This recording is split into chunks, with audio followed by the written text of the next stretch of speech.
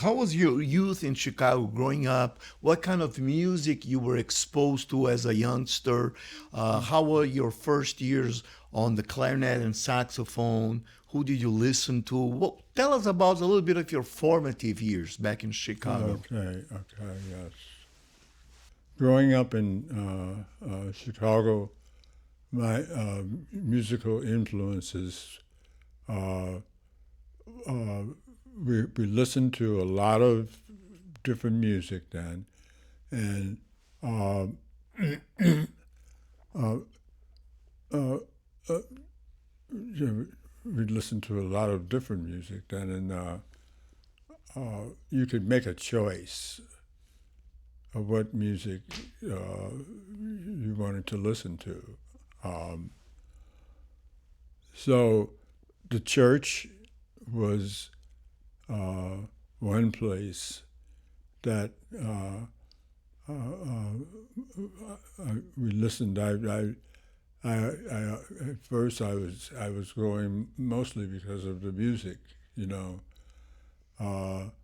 But then later on, the sermon uh, became more important for me as well. Um, so uh, that would have been that kind of exposure to music. In the community, there was live music in the community there. The Club de Lisa, I remember that because my parents would go there to hear live music, and they would always come home with these wooden mallets, you know, and bring them back for us. And uh, so, yeah, for me, I mean, those were the things that were my earlier influences. And then my older brother, Norman, started to introduce me to jazz records. I mean, back then they were the 78 records, and they were called Killers. And so he would sit me down and have me listen to this person and that person and so on, like that. And I consider myself like a late starter. You know, I mean, I, I started with the clarinet, and that was uh, my earlier, very early experiences. Can you tell us about your experience being in the military, being along people like Albert Ayler and Reuben Cooper? Yes, I could. Yeah. Well, uh, I was in the headquarters Usurer band in Heidelberg, Germany, and uh, our band would travel to Berlin, you know, and uh, Albert Eiler was in Orleans, France, and then we would all meet in Berlin there, and this is when I first heard Albert Eiler, and I I didn't understand at first what the direction was, but then I I saw what I saw what he was doing, and I understood that he had a sound on the instrument, and I'm attracted to people that have a sound on the instrument. Uh, so I would say that I, I knew that something was changing, but it wasn't until I came back home, and the recording by John Coltrane, that had Out of This World on there and Inchworm and all of these different pieces like that. I started to pay attention to taking improvisation and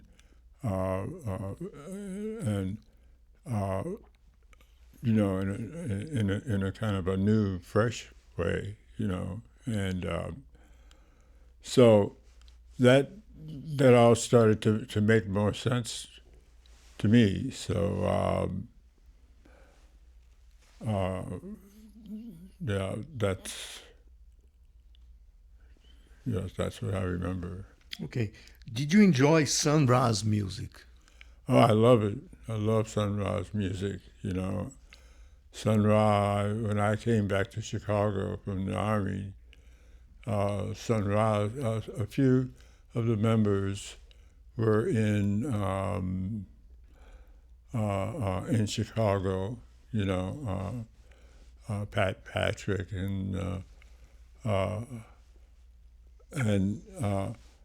but I mean the time I had opportunity to spend time with Sun Ra, in Europe, and there's a place there called the Est Hotel, and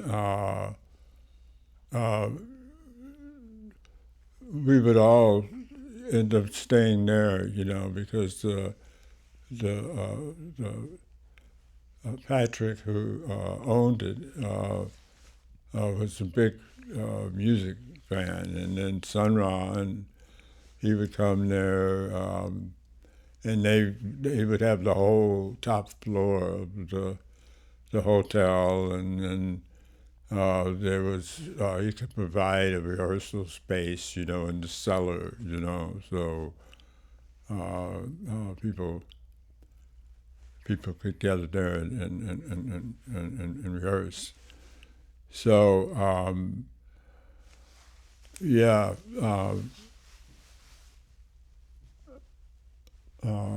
yeah, I've been listening to some Sun Ra here lately, and music sounds just beautiful, yeah.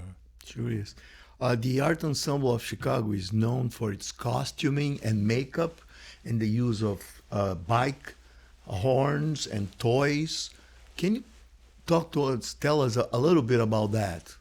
Well, sound is one thing, music is another, and there's several different ways of creating things that then are incorporated in that flow, So to me, it's a palette of colors to choose from and arrange them, in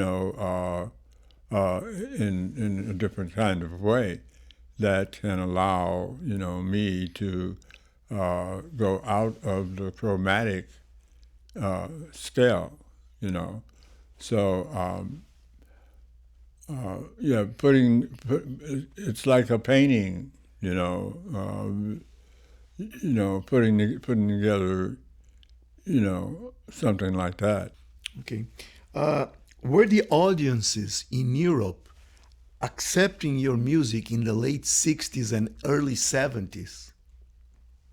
Were they accepting your music?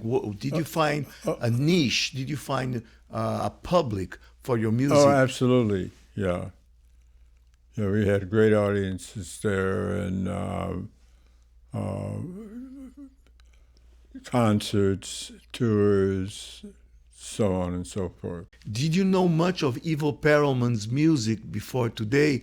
And when was the first time you got in touch with Perelman's music, if it wasn't today? So I became aware of you through Matthew Shipp, I believe. I think Matthew Shipp recommended, yeah. Matthew Shipp recommended that you wanted to maybe have a project, you know. So, So, by the way, Ivo Perelman, it's not me now. Ivo Perelman and Matthew Shipp have developed a long-standing duo, and it's striking and interesting that their musical rapport is very different than when Matthew played with you in your bands, right? Would you please comment on that? I don't. Music is, it has different impressions, that it can present, and through multiple listenings and so on, there's, you can listen to it one time and hear one thing, and then the next time hear something else, and so, the main thing that if it's an improvisation, let's say, that it has to be created as a finished composition. It should be an ongoing palette, to paint on, when kept in real time. So, so I would describe it like that. Right. So how was your first musical encounter today with Ivo Perelman? How did you feel about playing with him? The music you played together today, how was it? I enjoyed it very much. Wow, I'm trying to see what top this occasion. I mean, nothing that I can think of that I would, enjoy. I'm just saying, hey, it was a great chance to get together and do some music and exploration of all these different textures and things that can create certain atmospheres.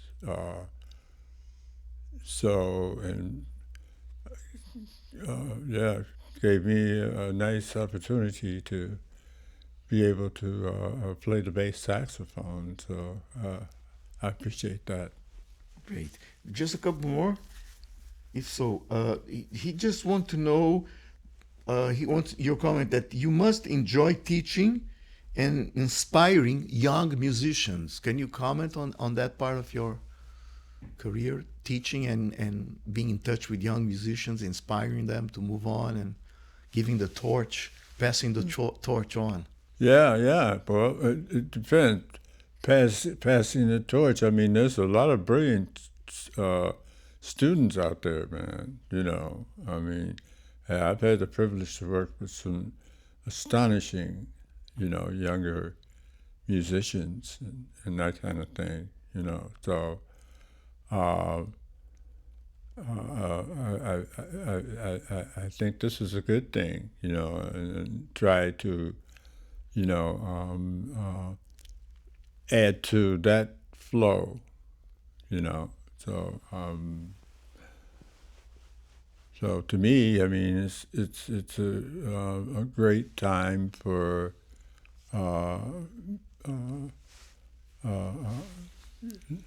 where you have some time, you know, to work on some things. So the last question is, how is it living in Madison, Wisconsin? Well, I've been here for a while. It's beautiful. I mean, you know, it's like a nice community, you know, and so yeah, can't say enough. You know, it's